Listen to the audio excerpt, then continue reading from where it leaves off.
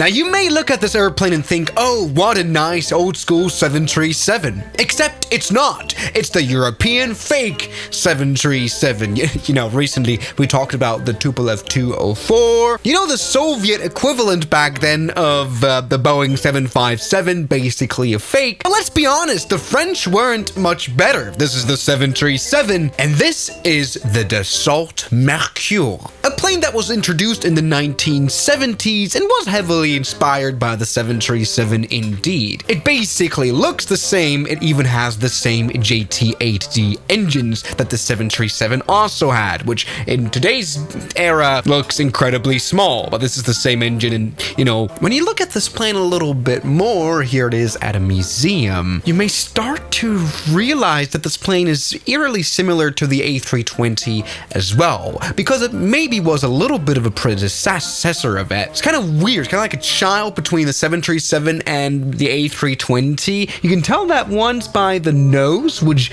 looks genuinely like a little bit of a mix of the two, and by the fact that the landing gear actually comes up nicely right into the fuselage. Can you see that? These are doors, which is something that 737 doesn't have. The landing gear just ends up flush within the fuselage without a door. There's also one more big difference between the Dassault Mercure and the 737. The 737 is the most successful airliner in the world, and this is one of the least successful airliners in the world, because this plane was great, but there's one part about it that sucked so much that only 12 of these airplanes were built, and I honestly don't really know how they could mess that up this much. But let's take a close look at this airplane indeed. The French company of Dassault, which is now known for, you know, their legendary private jets like the Falcons, we're pretty sure that this airplane was going to be great. I mean, it was supposed to be cleaner and better and much better than the Boeing. This is what the cockpit looks like. Sadly, this is a very, very bad model of it. This is what it looked like in real life. Not too shabby at all. I mean, let's be real. This overhead panel looks a little bit like, sort of like what Airbus would do later on.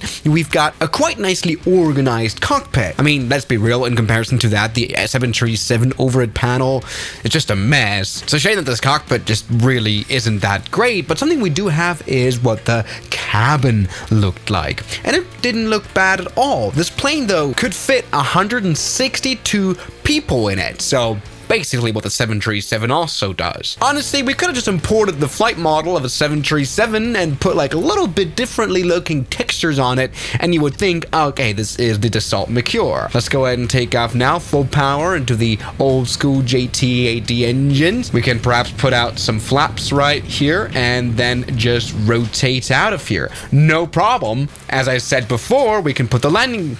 I think I broke the animation. Landing gear up.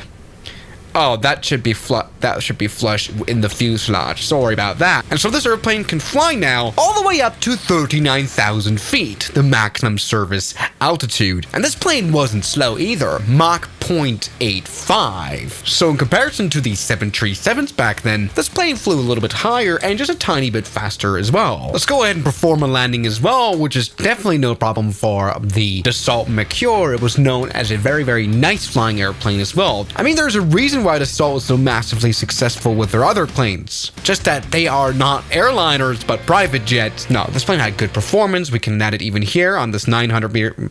Maybe we can. I'm not actually sure. Come on, let's find out. This is Svolvær, I think one of the northernmost airports in the world, which is why it's got a yellow runway, so you can see the markings even if there's snow on it.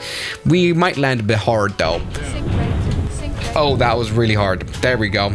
And oh, sorry. So that was so hard that we might have broken the landing gear just a tiny little bit. That's totally fine. So this is odd now. This plane was very well designed. Designed by engineers who also built the fighter jets of Dassault, the Rafale jets. And so we've got crazy flight controls. This plane was like known as a little bit of a fighter jet almost in terms of its flying characteristics. Pilots loved how modern it was, really like a modern Airbus. So you may really think now, why in the world did it suck so much? And well, the secret lies pretty much here, here, and here. This thing couldn't fit a lot of fuel at all. Look, the 737-200 can fit 22,000 liters of fuel, whereas the Dassault Mercure can only carry 18,000 liters of fuel. This is the range of the 737-200, roughly 5,000 kilometers. As you can see, I've centered Germany right here. We can fly literally even to Nigeria with this airplane. But well, this is the range of the Dassault Mercure. This plane did everything the 737 did, but offer less than half of its range. It's insane. Now you may say, oh yes, this thing can connect, the whole of Europe. You have to consider this is from the orientation of Germany, so that doesn't look bad, but it's true. Going from Germany to Lisbon, for example, already stretches out the range of this plane. That's a 4-hour flight. This plane would barely make it from Germany to Moscow, which obviously limits this airplane's versatility. Yes, of course, there are, E-jets, for example, nowadays, the Embraers, very regional jets, but even this one has a range of 3,000 kilometers at least. It's just crazy how little distance this airplane flies. I mean, even the turboprop PC-12 beats the hell out of the Dassault Mercure because it has a range of 3,500 kilometers. It's hilarious how the Cessna 182 Skyline basically has the same range.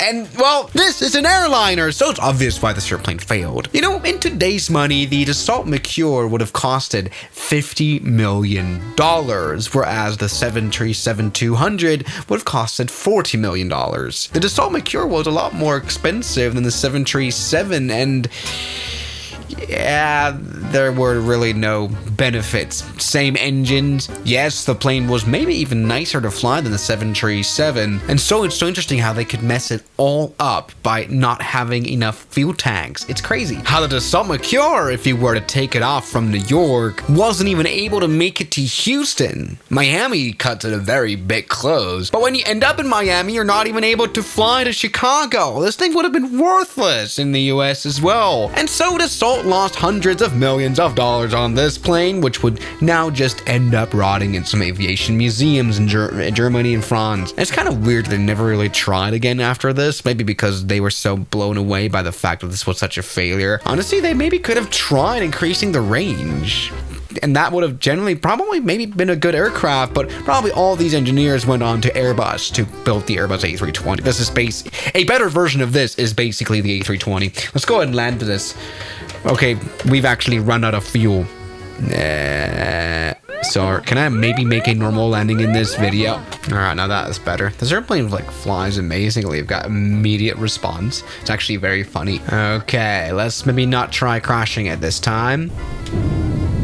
Alright, I probably keep just landing this airplane on the nose landing gear. So the Dassault Mercure, kind of feel sorry for it. It did live quite a long life, honestly. Flew for 30 years with one airline. It was retired in 1995, which just shows this plane was pretty good.